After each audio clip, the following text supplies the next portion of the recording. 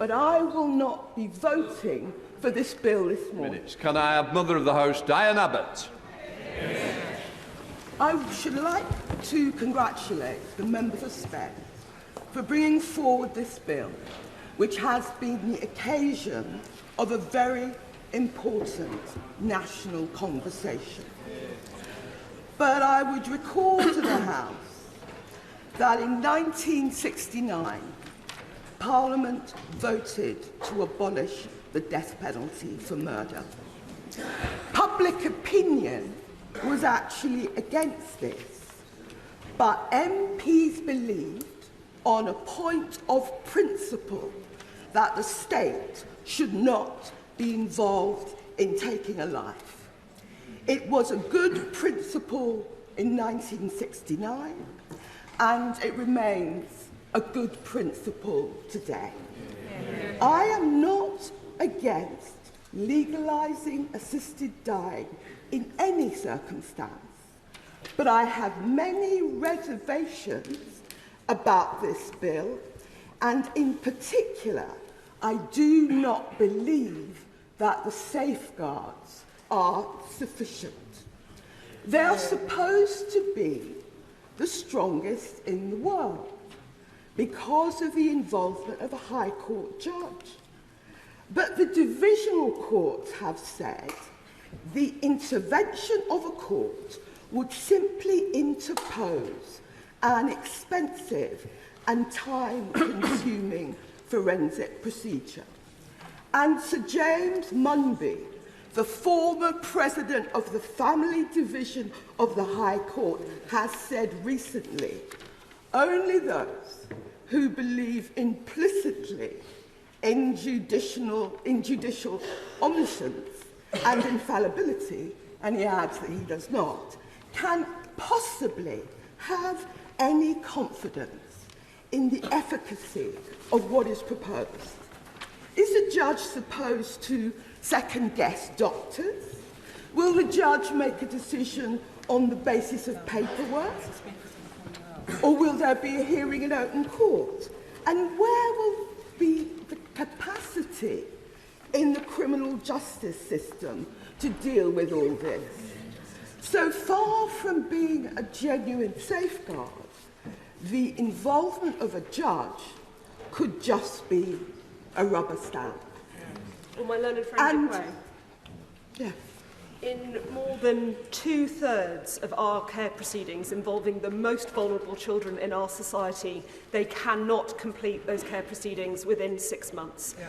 Does my learned friend agree that there is a real concern that this safeguard is not deliverable or risks being the rubber stamp that I know that my learned friend doesn't want it to be?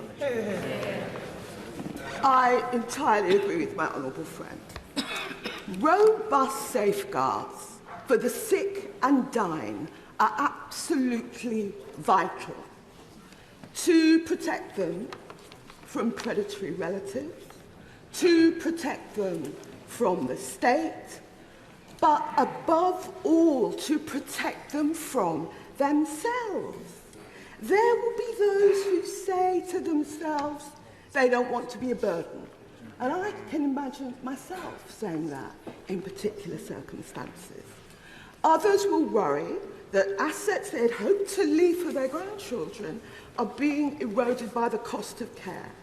And there will even be a handful who will think they should not be taking up a hospital bed. We are told... I'm very grateful to the Honourable Lady giving way, and she makes her case powerfully, but can I ask her to comment on the current situation, whereby people ask themselves the questions she has just asked today? What safeguards are there for those people?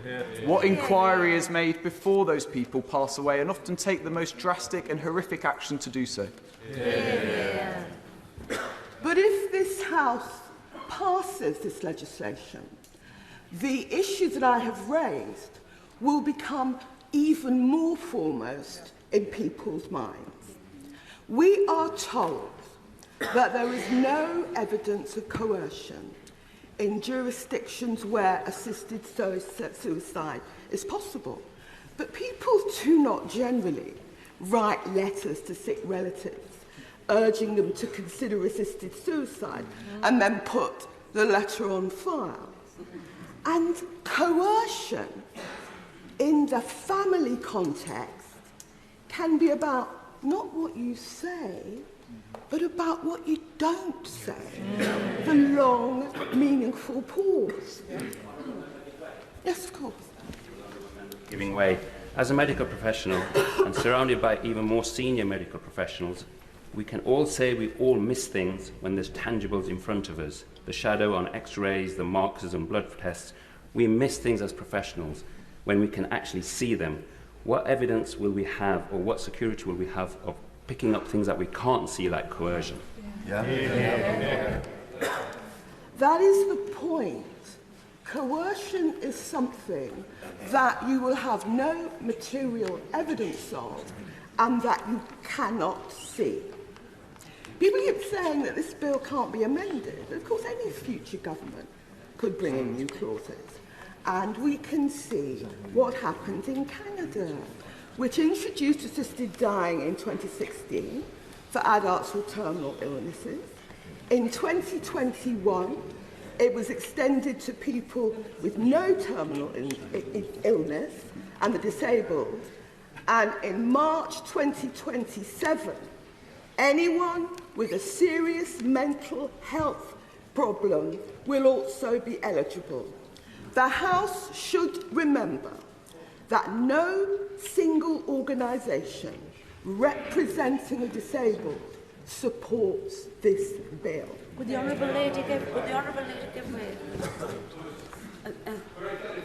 Thank you. On that point, my daughter Maria lived her life with severe disabilities and health conditions, and since her birth, we were told many times that she might have only 6 months to live.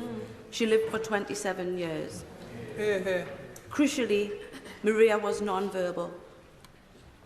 And I am filled with dread and fear for those other people like Maria who are non-verbal and don't have that capacity, and what might happen to others like Maria if they aren't loved and cared for and have somebody speaking out for them.